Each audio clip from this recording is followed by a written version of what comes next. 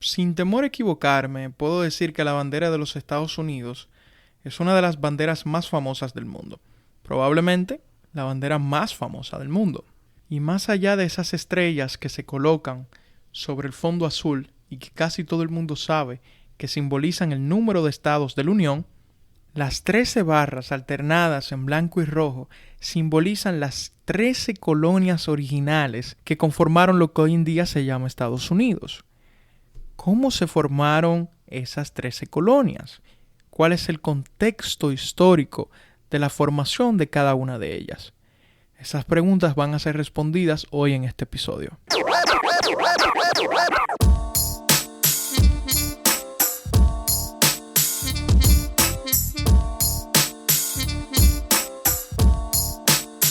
Habemos Julio. Bienvenidos a este espacio, donde hablaremos de lo que a mí me dé la gana. Les habla Julio Santana y en esta primera temporada conversaremos de historia de los Estados Unidos. Acomódate, ponte a lavar los platos, a organizar la casa, a hacer ejercicio, lo que sea, mientras viajamos por el tiempo. Bienvenido.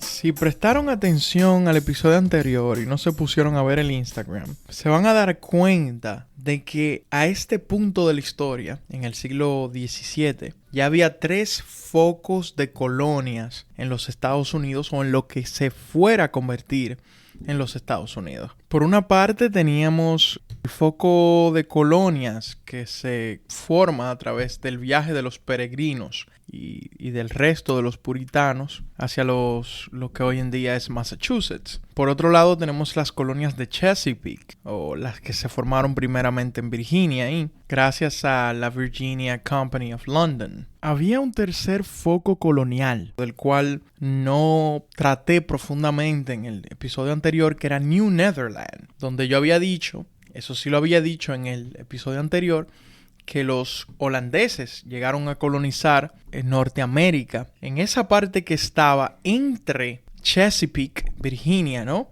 Y Nueva Inglaterra, que era donde se encontraban las colonias de los peregrinos. Esa parte que hoy en día es Nueva York y Nueva Jersey. Esta parte fue colonizada por Peter Stuyvesant. En lo que hoy en día es Manhattan, establecieron algo que se llamó el Fuerte Amsterdam. Y todo lo que fue Manhattan se convirtió en lo que sería New Amsterdam, bajo los holandeses. Los holandeses y la Compañía Holandesa de las Indias, que también tuvo un papel importante colonizando parte de las Antillas Menores, formaron lo que era un esquema colonial un poquito distinto, que era el esquema colonial de los patronatos, donde básicamente se le entregaba una porción de tierra bastante grande en lo que era New Amsterdam a aristócratas que venían de Holanda. Ese sistema aristocrático, por así decirlo, donde básicamente le damos tierras, no a personas que vienen a trabajarlas, sino personas que vienen a querer enriquecerse por su cara bonita al continente americano, no funciona. Al final tienen que traer muchísimos inmigrantes para que vengan a trabajar las tierras. Y ahí traen judíos, otras personas que vienen de otras colonias, inmigrantes de distintos sitios de Europa. Y bueno, New Amsterdam se convierte en un foco bastante diverso. El que vive en la Nueva York actual va a sentir un poco de empatía con la New Amsterdam del siglo XVII. Pero ya que describimos esos 3 focos coloniales, por un lado Nueva Inglaterra con los peregrinos, por otro lado, un poquito más al sur, Nueva Holanda o Nueva Amsterdam, que todavía no pertenecía a los ingleses, pero pertenecerá y le vamos a contar cómo, y Chesapeake, que es esa parte en Virginia que se fundó con la Virginia Company of London. Entonces ahora vamos a pasar cómo de esos 3 focos de colonias se van formando las 13 colonias individualmente. Vamos a empezar primero con las colonias de Chesapeake, que yo ni sé si estoy pronunciando bien esa vaina, porque maldito nombre más raro. Estas fueron colonias que se formaron con un sistema colonial con el cual los que venimos de países de habla hispana, mejor dicho de Latinoamérica, nos podemos familiarizar. porque era basado en plantaciones. Claro, vinieron con la Virginia Company of London, que era una compañía de stock, pero era basado en plantaciones, pero con una distinción, sin mano de obra esclava. La labor era intensiva, pero era ejecutada por indentured servants, que eran personas que básicamente se contrataban o se vendían como siervos en servidumbre por varios años para que luego se le entregara un conjunto de tierras.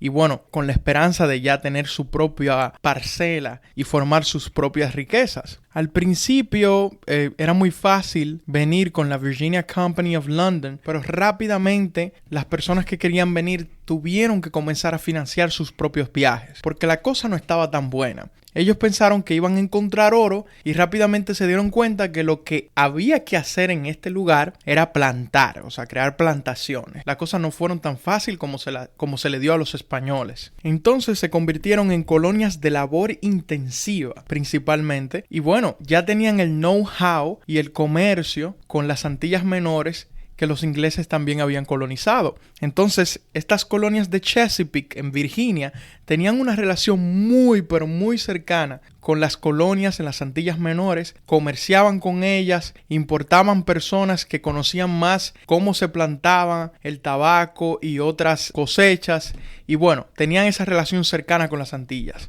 E incluso con algunas colonias españolas. ¿Cómo se pasa de ese sistema de labor intensiva de parte de los mismos colonos y, por así decirlo, de una servidumbre voluntaria a un sistema de esclavitud, intensivo de esclavitud, de traer un montón de esclavos y ponerlo a trabajar? Bueno, yo voy a hacer un episodio, mejor dicho, voy a hacer 2 episodios exclusivamente dedicados a la esclavitud, y por eso por ahora no vamos a tratar nada a profundidad que tenga que ver con esclavitud, porque nos vamos a poner traje de buzo con la esclavitud en 2 episodios completos.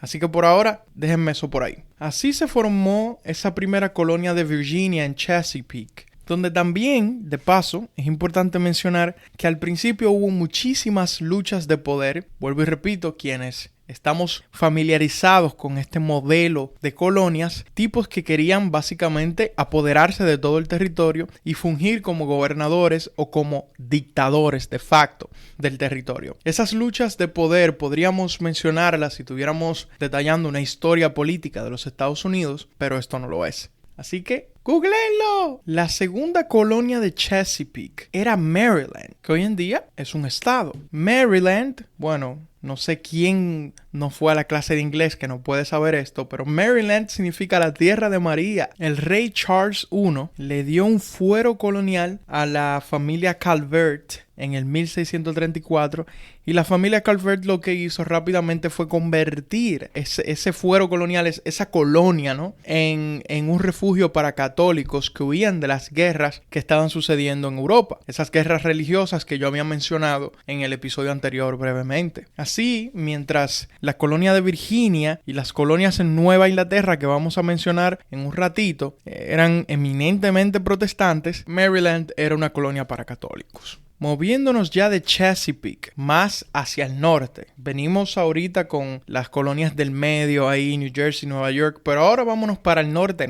lo que es Nueva Inglaterra, donde había dicho que llegó el Mayflower, esos peregrinos huyendo de la opresión religiosa allá en el Reino Unido, bueno, en Inglaterra. La primera colonia de este lugar fue, por supuesto, Massachusetts. Allí fue que llegaron los peregrinos. Desde que llegaron comenzaron a básicamente implantar su propio sistema de plantaciones que eran familiares, no eran masivas como las que había en Chesapeake, sino simplemente una que otra cosecha para el propio sustento. Y bueno, tenían una relación con los indígenas que rápidamente se tornó violenta, pero principalmente ellos creían, al igual que los españoles en el resto de las colonias españolas, que estaban haciéndole un favor a los indios al convertirlo al cristianismo, porque estos peregrinos eran sumamente religiosos, a diferencia de los inmigrantes que llegaban al sur, a las colonias de Chesapeake. Estos tigres pensaban que la religión lo era todo. Los otros venían por dinero, pero ellos llegaban porque, Dios mío, necesitamos llegar a esta tierra que nos prometió Dios, donde vamos a poder ser puros. Y los peregrinos siguieron llegando y establecieron nuevas colonias. Una de esas era New Haven, que se traduce como Nuevo Refugio, que hoy en día es donde está Yale University, bastante famosa universidad, una de las mejores del mundo, y otra colonia que se llamó Connecticut. Estas dos colonias se convirtieron en una de las 13 colonias originales que se llamaría justamente Connecticut. Pero rápidamente se armaron conflictos y el radicalismo que había en estas colonias puritanas no todo el mundo lo iba a aguantar. Entonces sucedió que Roger Williams y Annie Hutchinson se volvieron disidentes de ese sistema radical. Annie Hutchinson es bastante famosa, pero Roger Williams fue que se fue de las colonias de Massachusetts y fundó su propia colonia en lo que hoy en día es Rhode Island. Esa colonia se convertiría en una de las 13 colonias, la más pequeña de todas. Así que si hacemos un conteo hasta ahora, estamos diciendo que ya tenemos 2 colonias en Chesapeake, Virginia y Maryland, y tenemos 3 colonias en Nueva Inglaterra, que son Massachusetts, Connecticut y Rhode Island.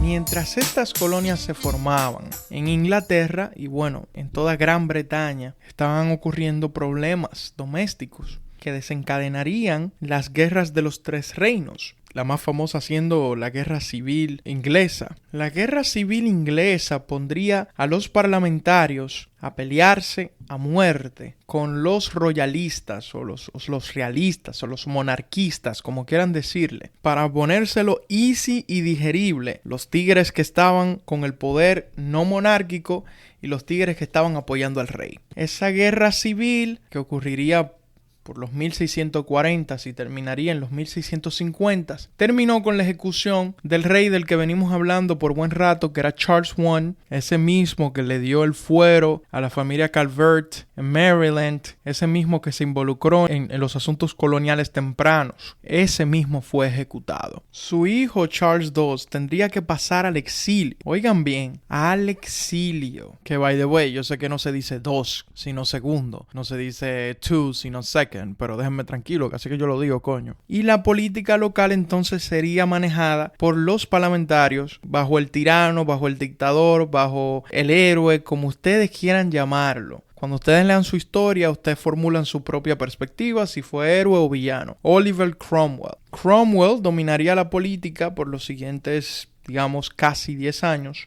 o más de 10 años. El hijo de Cromwell, el pusilánime, porque era un pusilánime, Richard Cromwell, pasaría a suplantarlo, pero no tenía las habilidades políticas necesarias para mantener el orden social. ¿Por qué todo esto es importante? Bueno, lo vamos a ver en un momento. La debilidad de Richard y otros factores hicieron que la monarquía regresara. Charles II vino del exilio y bueno, se restauró la monarquía. Si quieren saber toda la historia que hay detrás de la guerra civil inglesa, que es extremadamente fascinante, de nuevo, googleen. El punto es que cuando Charles II vuelve a la monarquía, comienza el proceso de restauración de la monarquía, donde básicamente el rey Charles II se vuelve sumamente dinámico en adquirir más posiciones coloniales, en ser un rey que demuestre su poder en Europa, entre otras cosas. Esto va a ser importante porque esto va a hacer que él intente expandir las colonias en Norteamérica y se formen nuevas posesiones coloniales que se llamarán las colonias de restauración, porque se formaron en el proceso de restauración de la monarquía. De las 8 colonias restantes, 7 se formarían en este proceso de restauración. Las primeras serían las Carolinas, es decir, Carolina del Norte y Carolina del Sur. El que conoce un poquito el mapa de Estados Unidos sabe que Carolina del Norte está inmediatamente luego de Virginia. Lo que sucede es que los españoles controlaban la Florida, el territorio que llamamos la Florida, ¿no?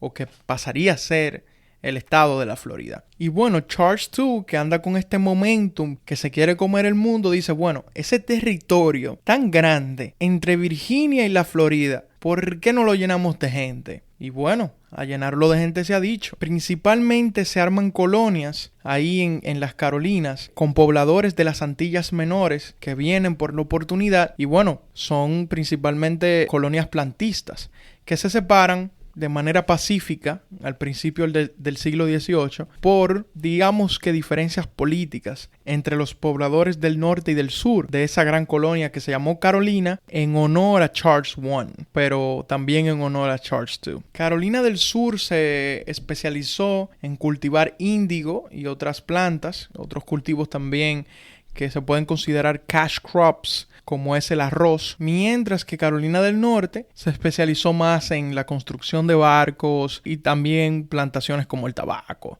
Moviéndonos rápidamente al norte, a Nueva Inglaterra de nuevo, Charles II le entrega un fuero a John Cut y se vuelve presidente de un territorio que se llamó New Hampshire. Y bueno, New Hampshire pasaría a ser otra colonia. Entonces, si contamos Carolina del Norte, Carolina del Sur y New Hampshire, más las 5 que habíamos dicho anteriormente, ahí ya van 8 para que vayan contando. Bueno, ahora pasaremos a relatar qué sucedió con las colonias medias. Las colonias medias son esas que están en el medio de Nueva Inglaterra y del sur, que es como Chesapeake, por así decirlo. Las que están entre Massachusetts y Connecticut y Virginia.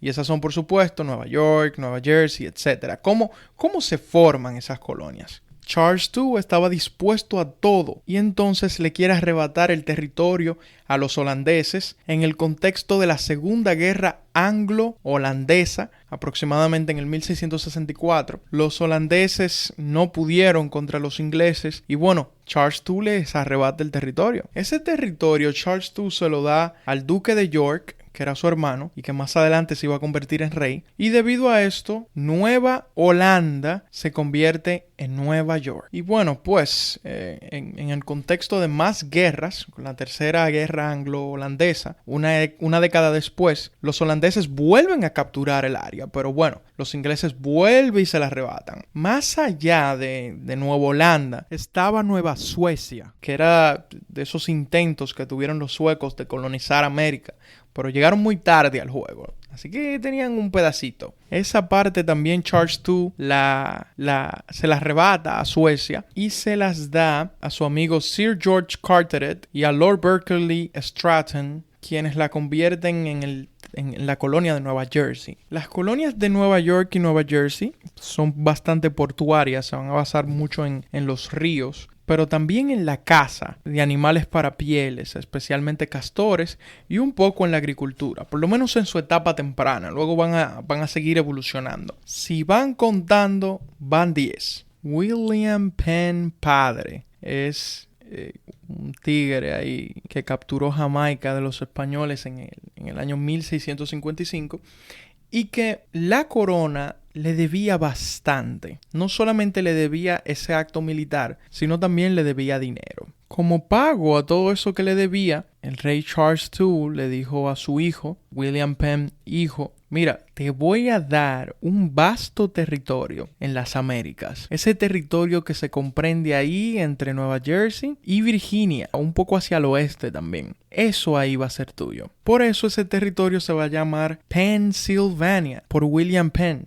Y significa los bosques de Penn, por supuesto. William Penn pertenecía a una secta religiosa que se llamaba los Quakers, que tenían varias particularidades. No iban con ese exceso de puritanismo religioso que tenían los puritanos, valga la redundancia. Practicaban algo que yo llamaría un poquito más virtuoso y menos fanático. Esto es importante porque William Penn crearía esta colonia de Pennsylvania como refugio para los Quakers, para esa secta religiosa, ¿no? Y bueno, los Quakers instalarían una de las colonias más democráticas, donde tuvieron o intentaron tener por muchísimo tiempo, hasta que eso fuese roto de golpe por los Paxton Boys, de los que hablaremos más adelante. Establecieron una muy buena relación con los indígenas. No solamente eso, sino que se negaron y se negarían rotundamente a la esclavitud, además de expander el voto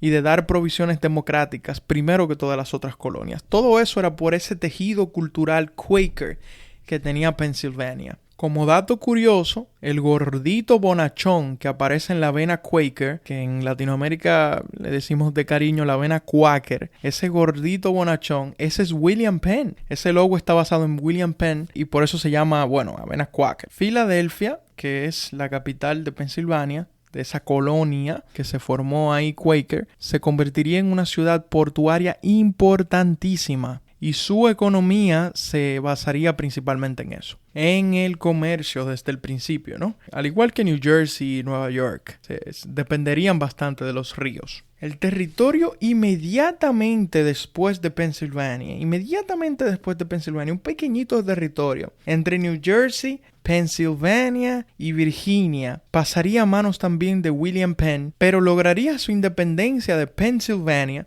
por motivos políticos a principios del siglo XVIII y se convertiría en su propia colonia, una colonia pequeña llamada Delaware. Ese nombre debido al río Delaware y ese nombre del río Delaware debido a los indios Delaware. Y pues, con las 4 colonias que tenemos en Nueva Inglaterra, New Hampshire, Connecticut, Massachusetts y Rhode Island, las 2 que tenemos en Chesapeake, Virginia y Maryland, las que tenemos un poquito más al sur, Carolina del Sur y Carolina del Norte, y las Middle Colonies, que son New Jersey, New York, Pennsylvania y Delaware. Ahí ya tenemos 12 colonias. La número 13 es una colonia que se funda en los principios de la Ilustración. Es la más tardía de todas, pues en el siglo XVIII, James Oglethorpe le dice al rey George II, mira, dame un territorio, dame un fuero de un territorio ahí en las Américas que yo voy a fundar una ciudad de ensueño, ¿no? Bajo los principios de la Ilustración, bajo los principios del bienestar, aquí no vamos a beber alcohol, aquí todos vamos a ser intelectuales y en honor a George II, esta colonia, que es el territorio que comprendería inmediatamente entre Carolina del Sur y la Florida, porque había un gap ahí, había una pequeña franja de territorio que no estaba ocupada. Se llamaría en honor a George II Georgia. Por supuesto, ese experimento social este territorio basado en la Ilustración, estos principios, no sirvió para nada. Se volvió una colonia igualita que a las otras colonias del sur, basada en las plantaciones, y sería una colonia muy fuerte en términos de esclavitud. Ahora vamos a pasar a hablar de varios desarrollos históricos y culturales de las 13 colonias, porque no nos podemos quedar ahí.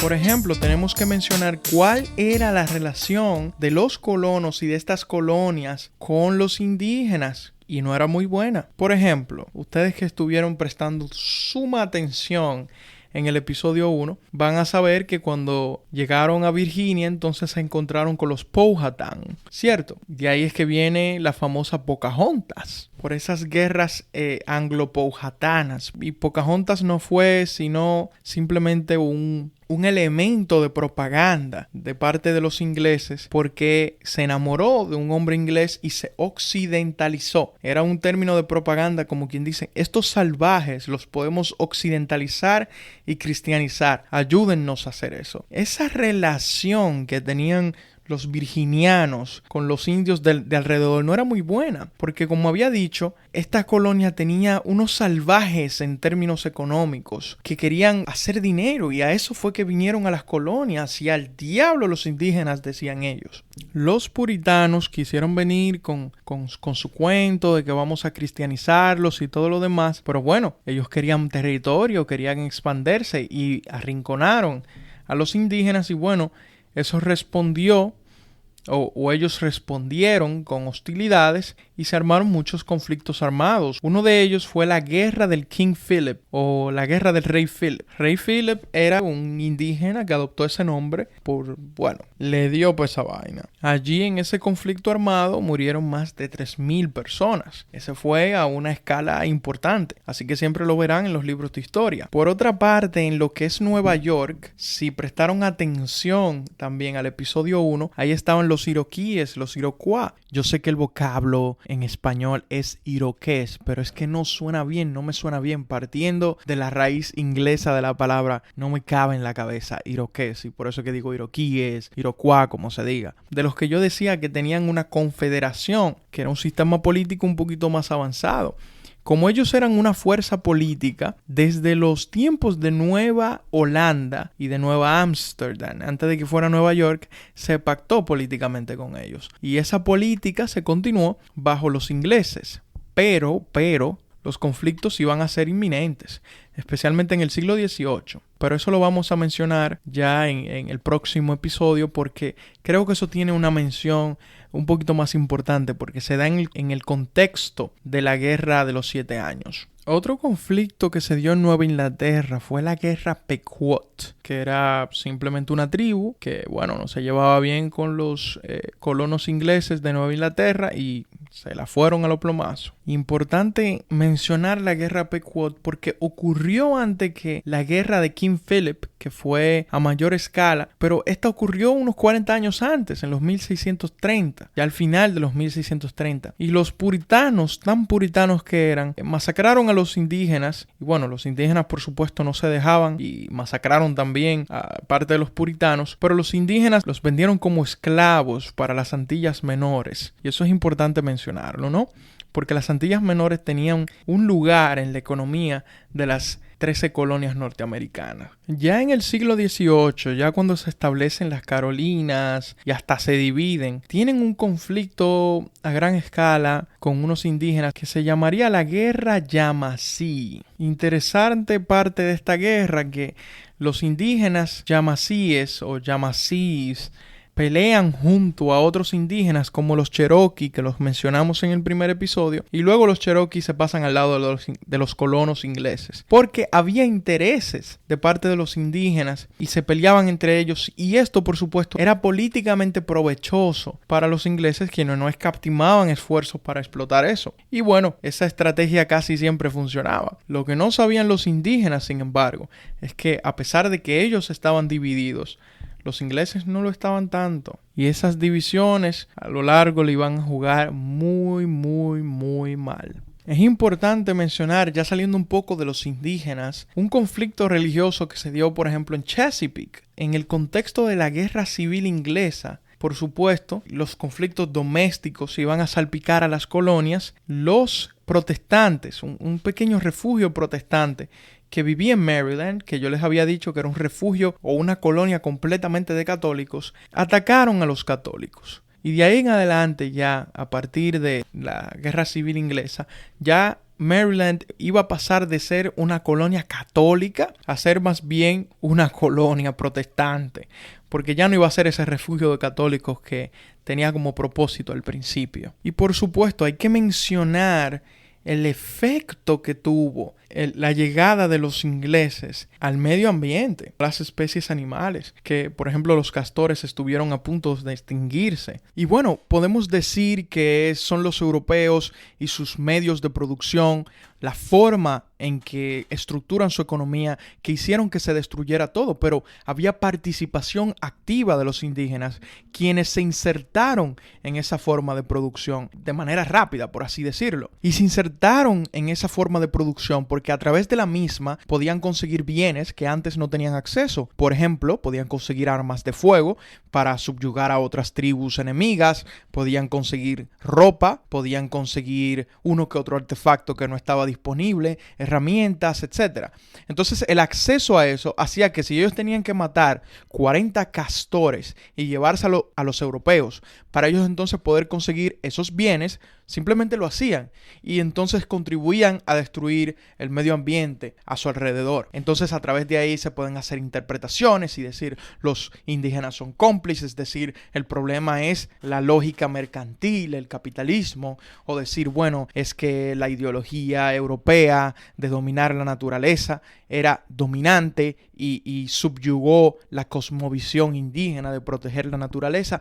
Una miriada de interpretaciones, pero esas discusiones están fuera del nivel de conversación que estamos teniendo en este podcast. Que por cierto, los indígenas cambiarían muchísimo. No solamente muchos se cristianizarían, sino que adquirirían armas. Eran parte de las cosas con las que intercambiaban con los ingleses. También conseguirían animales para domesticar. También conseguirían pues algunos artículos de ropa, artículos europeos y por supuesto conseguirían enfermedades y les darían también enfermedades a los europeos, aunque los europeos tenían un sistema inmune mucho más fuerte.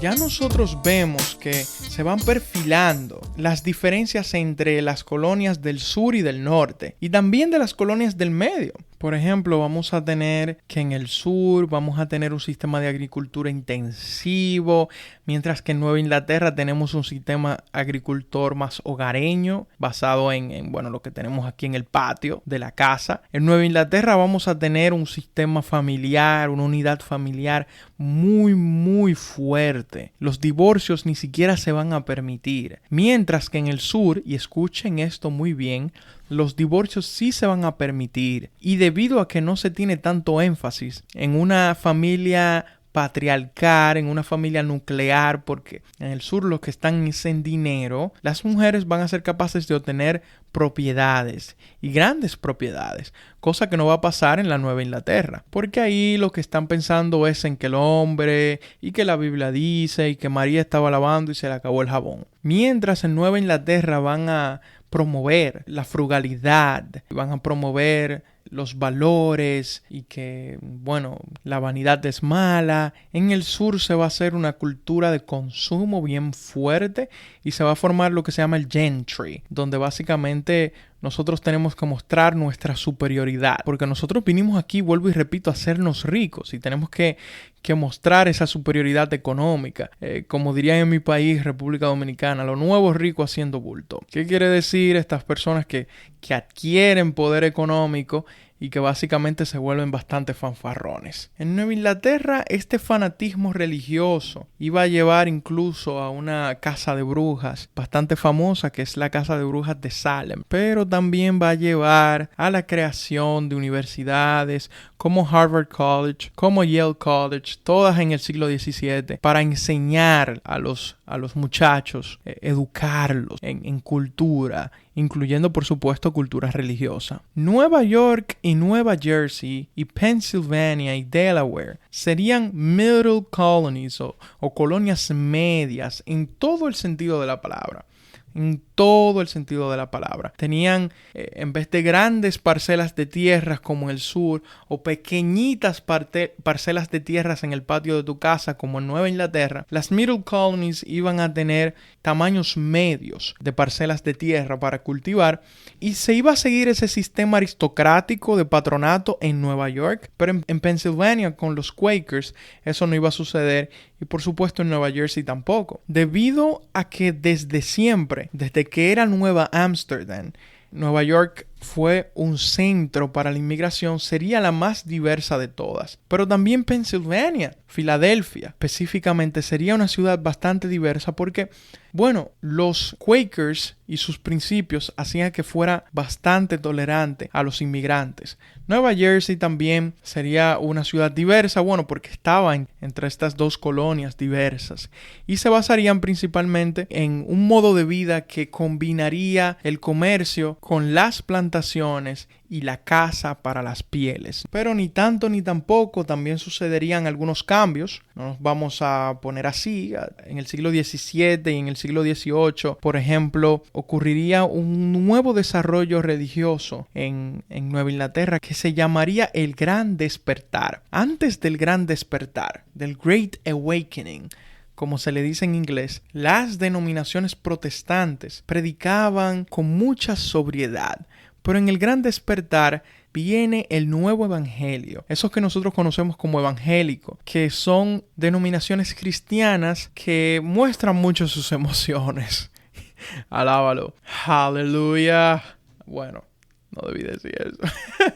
Esa nueva religiosidad va a tener bastante influencia en el desarrollo histórico de Nueva Inglaterra, pero también va a tener grande influencia en las universidades, por ejemplo. Como yo había mencionado, Yale, también Dartmouth, también Harvard College, van a crear lo que se llamaría el Yankee, que era este estereotipo, este arquetipo de ciudadano de Nueva Inglaterra que era bastante educado, que era bastante sobrio, que iba a su iglesia, que estaba muy acostumbrado a la vida colonial y que estaba formando su propia identidad. Esto también porque la segunda ola de puritanos que migró hacia Nueva Inglaterra era de gente educada que fue bastante discriminada en Inglaterra debido a su religión. No sé si lo recuerdan, para formar esas colonias. Mientras en el sur, el modelo del plantador ausente ocurriría mucho en el siglo XVI y siglo XVII, pero también formaría su propia identidad. Plantador ausente me refiero, por supuesto, a esos plantadores que realmente no vivían en sus plantaciones, sino que vivían en Inglaterra y solamente cobraban. Pero ya eso poco a poco se iría minimizando y realmente el sur también formaría su propia identidad